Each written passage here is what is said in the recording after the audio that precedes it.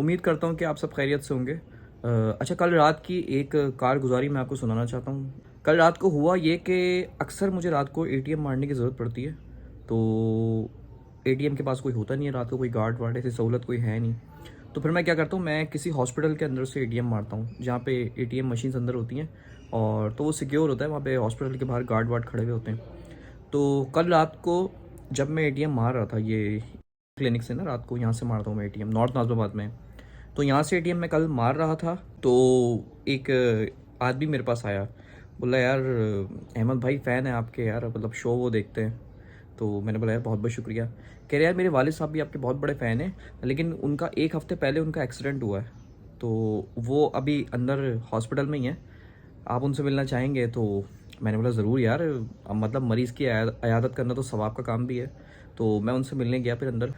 अच्छा, जैसे ही उनके बेटे ने जो है उनका रूम खोला, तो उस रूम के मैं क्या मनाज़र देखता हूँ, मैं ये देखता हूँ कि उसके जो वालिद साहब थे बेचारे, तो दो बेटे उनको सहारा दे के खड़ा किया हुआ था उनके दो बेटों ने, और उनके वालिद साहब नमाज़ अदा कर रहे थे, बहुत तकलीफ़ में थे बेचारे। तो सहारे से नमाज़ अदा कर रहे थे, उन्होंने सलाम फेरा और उन्होंने मुझे देखा तो खुश भी हुए थोड़े से, और क्योंकि बेचारे तबीयत ख़राब थी उनकी, एक्सीडेंट हुआ था, चोट वोट लगी हुई थी।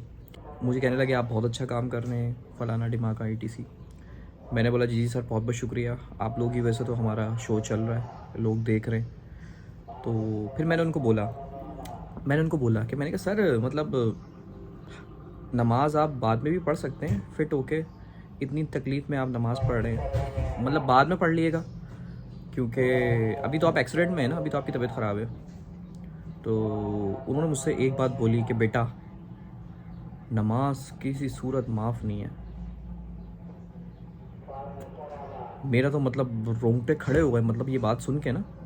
अब मैं ये सोच रहा हूँ कि यार इस हालत में ये नमाज़ पढ़ रहे हैं, मतलब दो बेटे जो है ऐसे पकड़ा हुआ यहाँ से, और उनके वालिद साहब जो है वो नमाज़ अदा कर रहे हैं, तो ऐसी सूरत में ये नमाज़ पढ़ रहे हैं। अब मैं सोच रहा हूँ यार, मैं हट्टा कट्टा बिल्कुल, अल्लाह पाक ने भी मुझे सेहत दी हुई है और मैं नमाज़ नहीं पढ़ता। तो सर बस कल रात मेरे लिए गुजारना मुश्किल हो गई। मैं बस रात को घर पे आया हूँ और मैं फ़जर की नमाज़ का वेट कर रहा हूँ कि यार कब फ़जर की नमाज़ होगी, और मतलब मैं मस्जिद जाऊँगा भागा भागा और नमाज़ अदा करूँगा, क्योंकि मैं तो सेहतमंद हूँ अभी। तो फिर फ़जर की अज़ान हुई,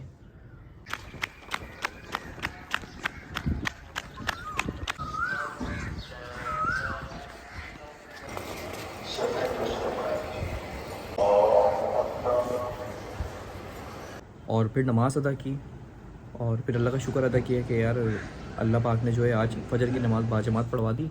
और फिर नमाज़ पढ़ने के बाद एक सुबह का मंज़र था, ऐसा लगता है जैसे कोई गुलाब का फूल खिल गया हो। सुबह की फ़जर की नमाज़ पढ़ने में इतना मज़ा आता है, तो बहुत हल्का हल्का फ़ील हो रहा है, बहुत सुकून मिल रहा है। और मैंने तो अब ये नियत कर ली है कि मैं कल से फ़जर की नमाज़ नहीं छोड़ूंगा।